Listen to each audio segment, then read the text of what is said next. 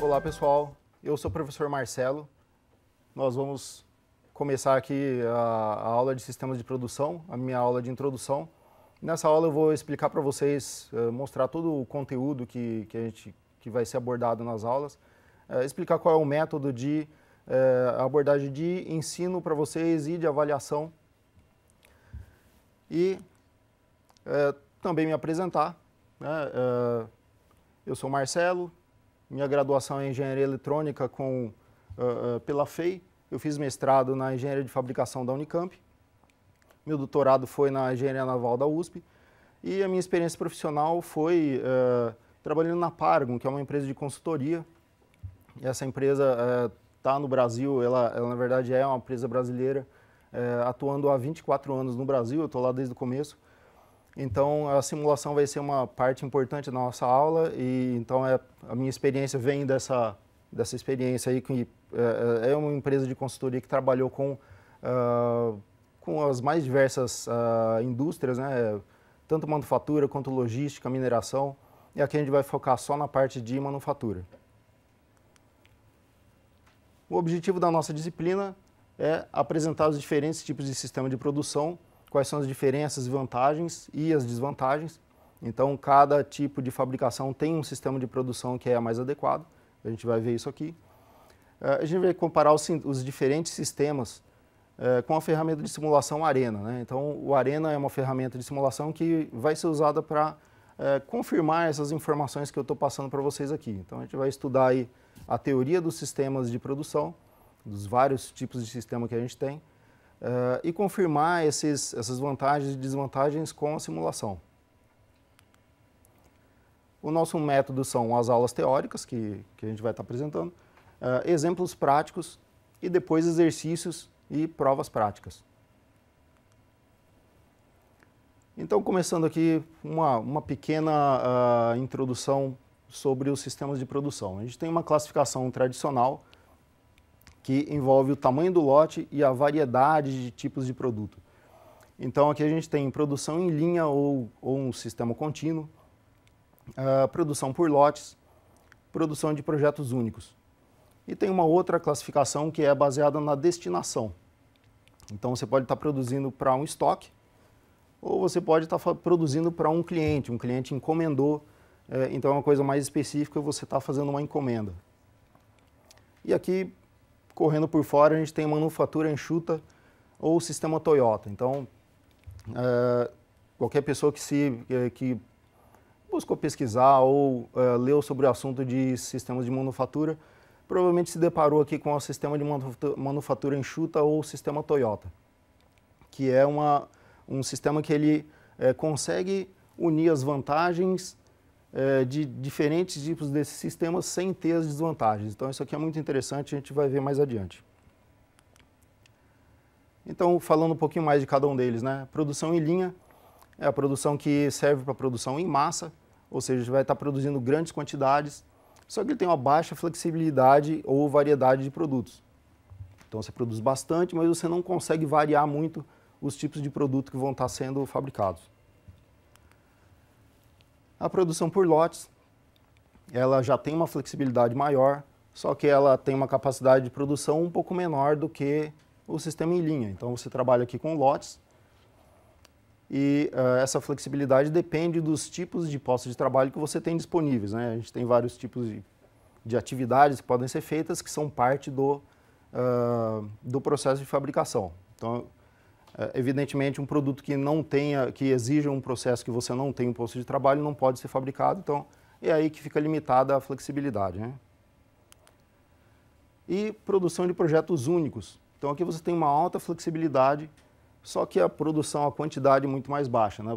Geralmente uma única unidade do produto está sendo produzida.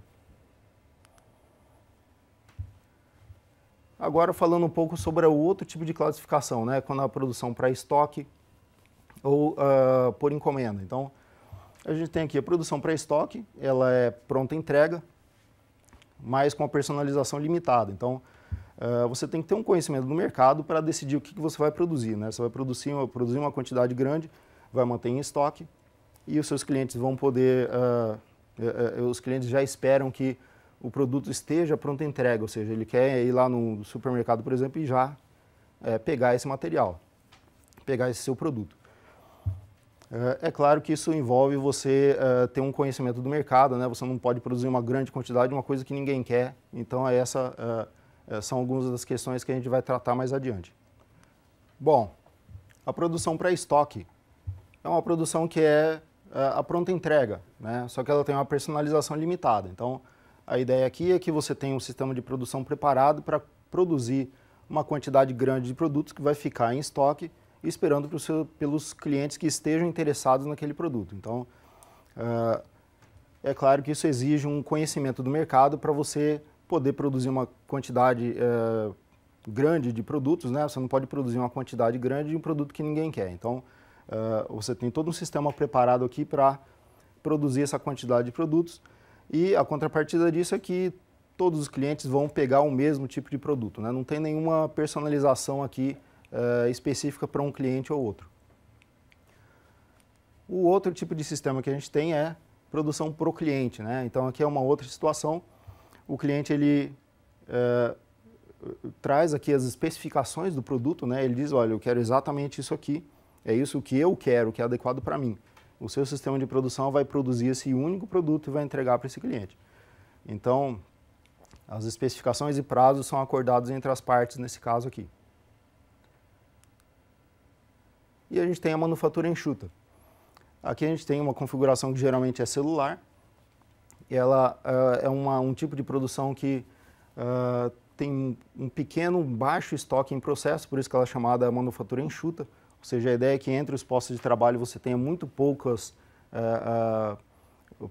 materiais em processo, né, em andamento, e ela consegue ter uma boa flexibilidade, né? Então, a gente vai ver isso mais detalhadamente adiante durante o curso. E a gente tem também a ferramenta que vai ser muito usada no curso, que é a ferramenta de simulação. A ferramenta que a gente vai usar aqui é a Arena.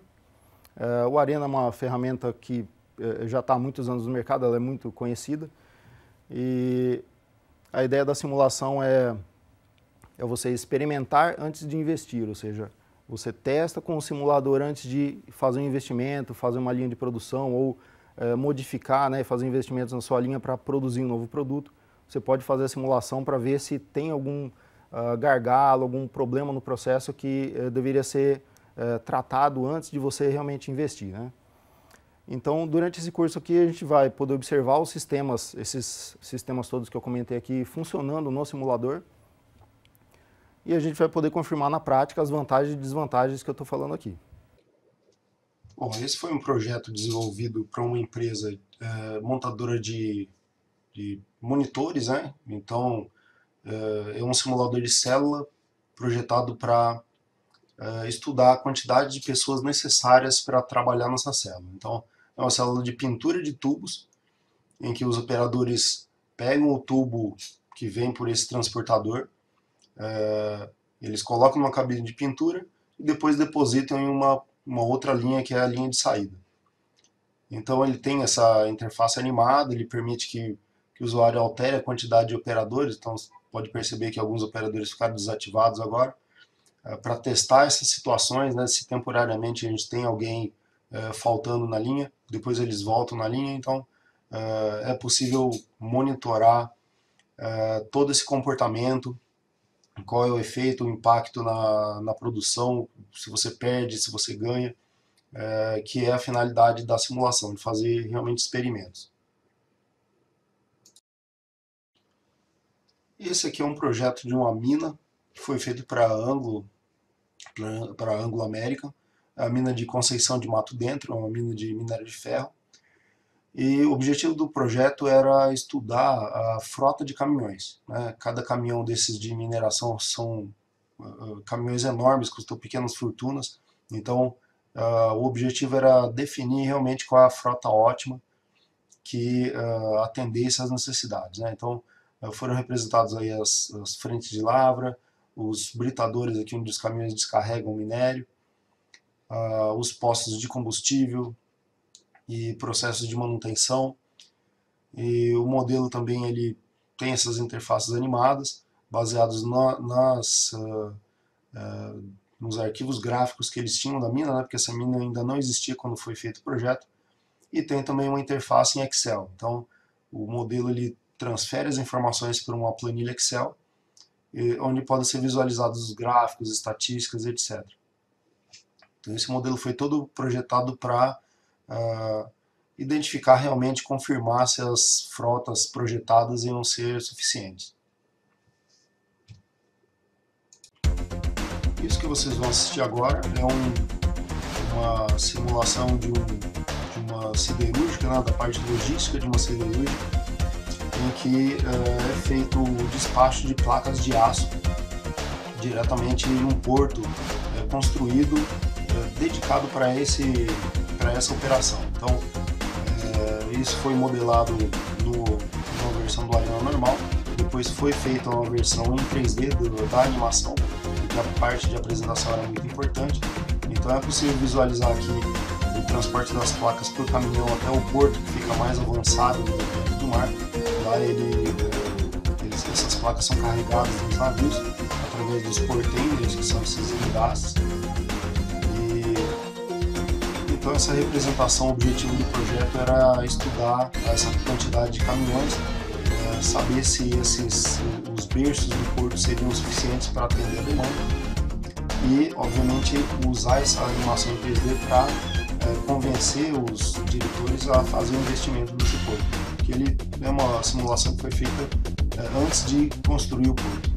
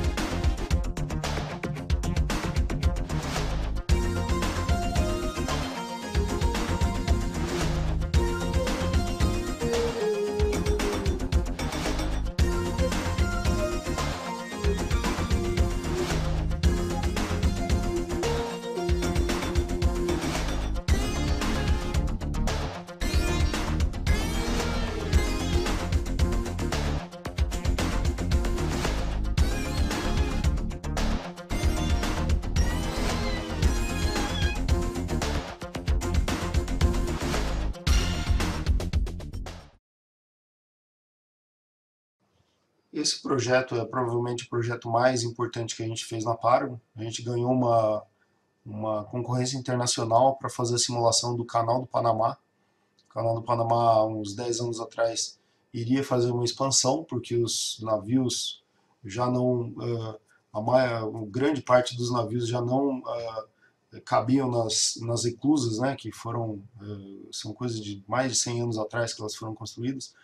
Então eles iam expandir o canal e eles queriam, então, é claro, fazer uma simulação, porque o investimento é milionário, o investimento de um país, né? O Canal do Panamá, o país Panamá tem como principal negócio, obviamente, o Canal do Panamá. Então tinha uma série de complexidades aí, era necessário fazer o escalonamento dos navios que iam passar de uma margem de um lado para outro, né? De um oceano para outro, na verdade.